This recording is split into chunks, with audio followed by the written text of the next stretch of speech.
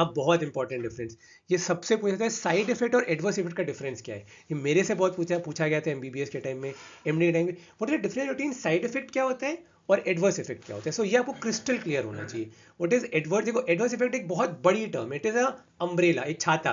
Suppose बारिश में छाता लेके आप चल रहे हो, सो एक अम्ब्रेला है। Adverse effect is a huge term, side effect उसका एक बहुत छोटा सा पार्ट है, side effect very small part of adverse effect. So that is the answer to that question. What is the difference between side effect and adverse effect? Adverse effect is an umbrella term, एक छाते जैसी term, बहुत सारी चीजें adverse effect में आई थी। Side effect उसका बहुत चुनना सा छोटा सा पार्ट है, ठीक है। सो अब बात करते हैं साइड इफेक्ट्स होते क्या है।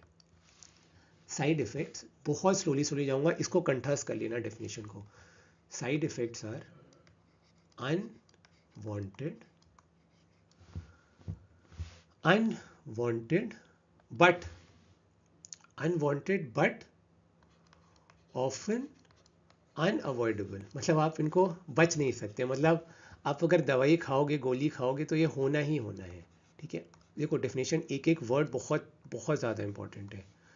Unwanted but often unavoidable, pharmacodynamic effect, याद रखिए कि फार्माकोकाइनेटिक नहीं है, pharmacokinetic is what the body does to the drug, pharmacodynamic excellent, उसमें लेटर डी आ रहा है। So what the drug does to the body, मतलब ड्रग रिसेप्टर इंटरैक्शन की वजह से जो इफेक्ट हो रहा है, because of the interaction of the drug with the receptor, that is a side effect.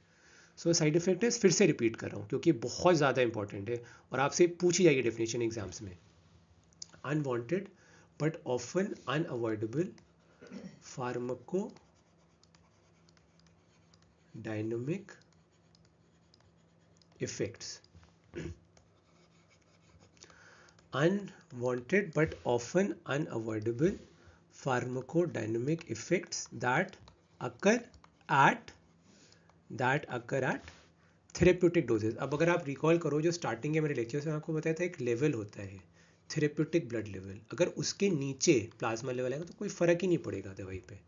So that occur at therapeutic doses, मतलब एक fixed plasma concentration XYZ achieve होना चाहिए ब्लड के अंदर, तभी वो रिस्पॉन्स, तभी मरीज को फायदा होगा, ठीक। सो ये हो गया पहला पॉइंट, इसकी डेफिनेशन।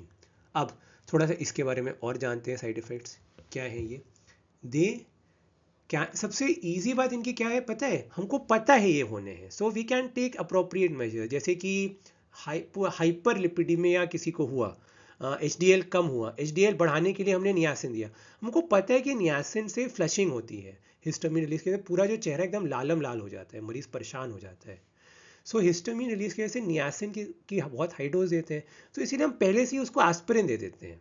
अब एस्पिरिन क्या होगा, वो हिस्टामिन के रिलीज को ब्लॉक कर देगा, कि वो non steroidal anti inflammatory drug है जो कि साइक्लोऑक्सीजनेस को इनहिबिट करेगा। साइक्लोऑक्सीजनेस इनहिबिट हुआ तो प्रोस्टाग्लैंडिन रिलीज नहीं हुए, प्रोस्टाग्लैंडिन रिलीज में तो फेस पे फ्लशिंग होगी नहीं। तो हमको पता है नियासिन को हाई डोज में देंगे तो फ्लशिंग, तो we know this effect, we know this, we are fully acquainted with this effect. तो इसका हम फायदा उठा करके मरीज को नियासिन देने से पहले एस्पिरिन खिला दो। अब एस्पिरिन खा लेगा फिर होगा ही नहीं, ठीक है। बट एस्पिरिन थोड़ी नॉन सिलेक्टिव है।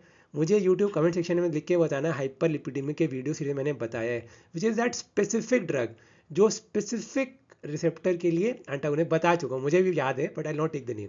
Waiting in the lovely beautiful comment section.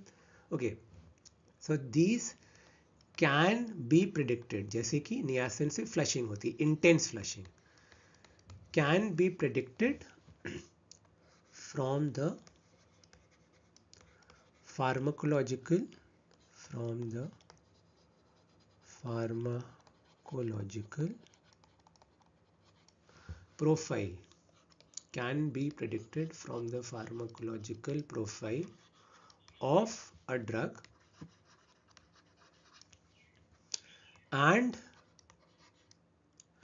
साथ में क्या है, and are known to occur, मतलब ये होंगे ही होंगे, हमको पता है ये होंगे, एंड आर नोन, तो हम लोग पहले से प्रिपेयर रहेंगे ना, जैसे एस्पिरिन पहले दे दी नियासिन के, तो बस। And are known to occur in a given percentage of drug recipients, हमको पता है होंगे, तो हम लोग पहले से प्रिकॉशनरी मेजर्स ले सकते हैं ना। कंटिजेंसी प्लान, जैसे कि मिशन पे लोग जाते हैं आर्मी में, सबके पास एक बैकअप प्लान होता है, कंटिजेंसी प्लान, जैसे कारगिल वॉर्स हुई थी। सो एक कंटिजेंसी है, बैकअप प्लान, सपोज ये फेल हो गए तो क्या करेंगे। So always have a backup plan in life also. Okay, अब देखो सबसे ईजी आपको इसमें याद रखना है एक और point, which is very extremely easy, ये तो एक पॉइंट हो गया, ये दूसरा। तीसरा simple, reduction in dose ameliorate symptom, symptom गायब हो जाने हैं। मरीज ने आना है, उसने बोलना है डॉक्टर साहब हमको ये साइड इफेक्ट हो रहा है, अरे तुम्हारी डोज कम कर देते हैं, तुम्हारे साइड इफेक्ट गायब हो जाएंगे, सिंपल। ये तो बहुत ईजी है याद करना, ठीक है। Reduction in dose usually ameliorates the symptoms. अब वेरी इंपॉर्टेंट लास्ट पॉइंट, कब उसको एडवर्स ड्रग रिएक्शन बोलेंगे, very important, when side effects are severe. जब अभी मैं बताऊंगा साइड इफेक्ट्स कैसे, mild, moderate, severe classification. When side effects are severe this is known as adverse drug reaction. Favourite question है viva में सारे teachers का, ठीक है, अभी से बता रहा हूँ। आपके एमबीबीएस का प्रॉफ का वाइवा होगा, बीडीएस का भी। टीचर पूछे साइड इफेक्ट और एडवर्स ड्रग रिएक्शन में क्या डिफरेंस, तो आप बोलोगे सर और मैम जब साइड इफेक्ट सीवियर होते हैं तब इनको एडवर्स ड्रग रिएक्शन कहा जाता है, और एडवर्स रिएक्शन की WHO डेफिनेशन कंठस्थ कर लेना, ठीक। अब कुछ साइड इफेक्ट के एग्जांपल्स लेते हैं देखो, अब a side effect can be based on the same action as a therapeutic effect, मतलब जो उसका थेरेप्यूटिक इफेक्ट है उसी पर वो एक्शन पे बेस्ड है। जैसे फॉर एग्जांपल एट्रोपिन, सबको पता है atropine is an anti cholinergic drug, ठीक है। ANS 2.0 का हे चलो ना ढूंढे शहर नया जहां मुस्कुराहटे हैं बिखरी, दिल धड़कने दो से ANS 2.0 कैसे याद करते हैं, इन the YouTube comment section. So atropine is basically an anti cholinergic drug, anticholinergic सारे सिक्रीशंस को ड्राई अप कर देगी, सारे सिक्रीशंस। सो इसको इसीलिए हम लोग यूज़ करते हैं as a pre anaesthetic medication. Anaesthesia के पहले हम दे देते हैं, कि हमको पता है कि एनेस्थीसिया में अगर रेस्पिरेटरी सिक्रीशंस जनरल एनेस्थीसिया के टाइम गलती से मरीज के मुंह के अंदर से नाक के थ्रू ट्रेकिया में चले गए, इंस्टेंट डेथ हो जाएगी, एस्पिरेशन निमोनिया, तुरंत एस्पिरेट कर जाएगा मरीज।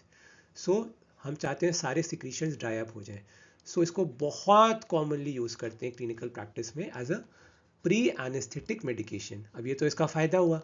अभी मैंने क्या बताया था, same action as the therapeutic effect, मतलब ये तो एक्शन हो गया pre anaesthetic medication. For its anti secretory action इसको यूज करते हैं। तो ऑब्वियसली एडवर्स इफेक्ट क्या होगा, कॉमन सेंस यार, हाँ, dryness of mouth. So dryness of mouth is a side effect. So इसमें जो डिस्कस कर रहा हूँ आपसे 3 एग्जाम्पल्स, इनको प्लीज याद रखिएगा, these are very very important examples. Atropine is used as the pre anaesthetic medication क्योंकि उसका एंटी सिक्रीटरी इफेक्ट है, तो एस्पिरेशन निमोनिया को प्रिवेंट करेगा। ड्राइनेस ऑफ माउथ इसका एडवर्स इफेक्ट हो गया। अब एंजाइना में जब यहाँ बहुत दर्द होता है, आपके पास मरीज ऐसे आएगा एंजाइना का, ऐसे कि डॉक्टर साहब बहुत दर्द हो रहा है, यहाँ पे पेन होता है, सबस्टर्नल पेन होता है, पेन इज सबस्टर्नल, रेट्रोस्टर्नल या सबस्टर्नल, क्लासिकल पिक्चर एंजाइना के पेशेंट की, ठीक है। तो तुरंत उसको गोली दो सॉर्बिट्रेट की, Sorbitrate is a brand name, generic name is isosorbide dinitrate या ग्लिसरल ट्राइनाइट्रेट की गोली तुरंत जबान के नीचे डालो, क्यों, क्योंकि sublingual escapes first pass metabolism.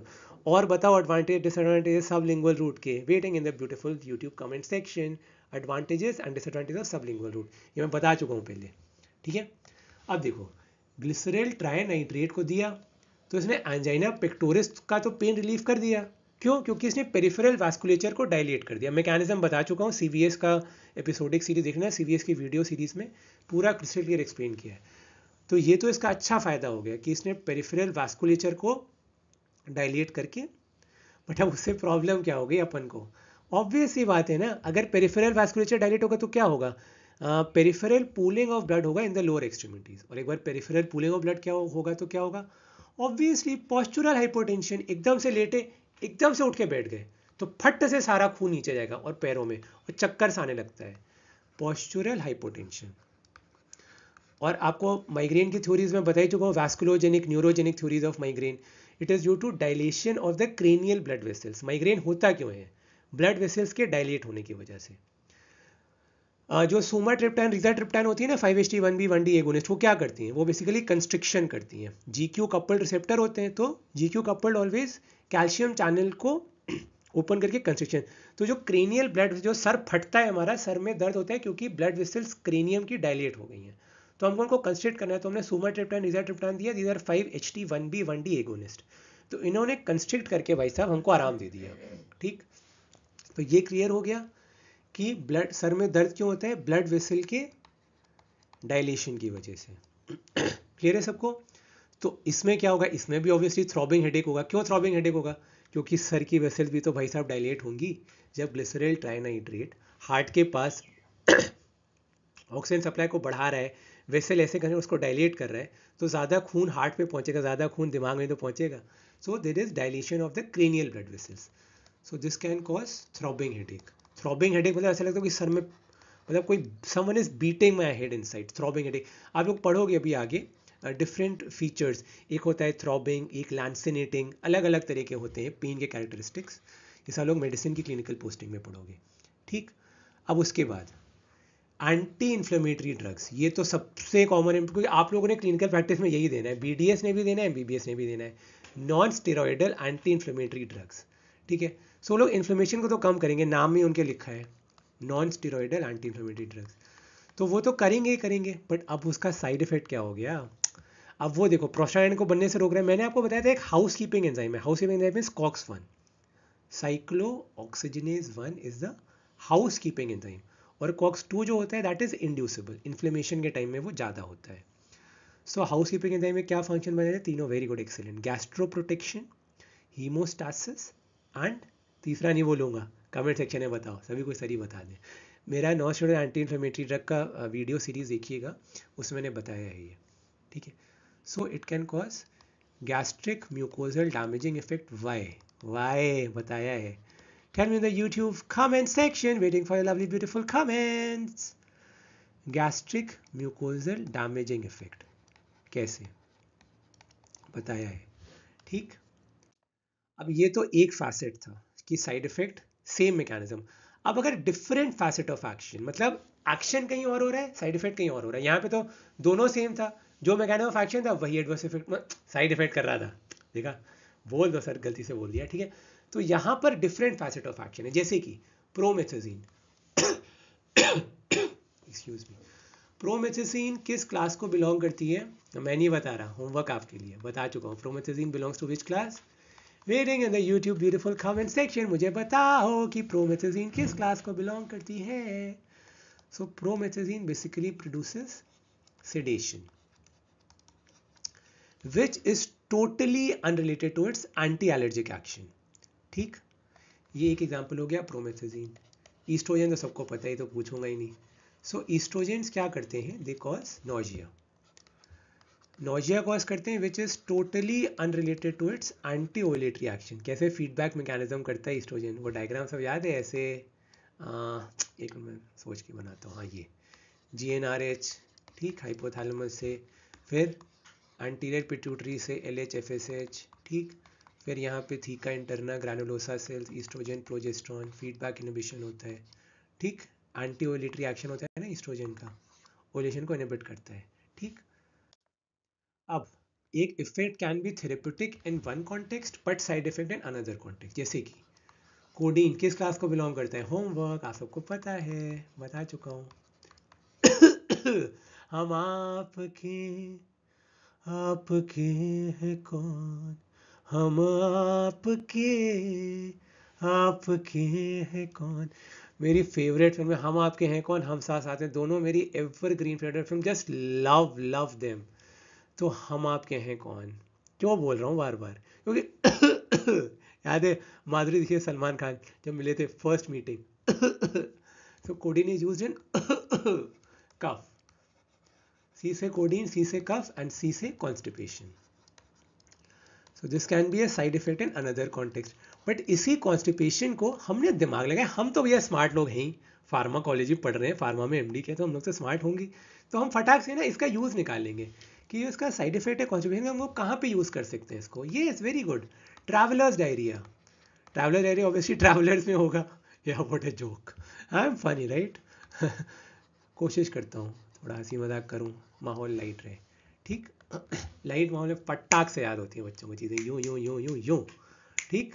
फिर दूसरा depression of atrioventricular conduction. आपको पता ही है इम्पल्स जनरेट होती है cyano atrial node, atrio ventricular node, फिर बंडल ऑफ हिल्स, फिर परकिंजे फाइबर्स. ठीक. You know all this stuff from your first years. So depression of atrioventricular conduction हमको चाहिए किस केस में, एट्रियल फिब्रिलेशन में, जब ऐसे हार्ट बीट करता है like a sac of worms, 350 to 500 beats per minute.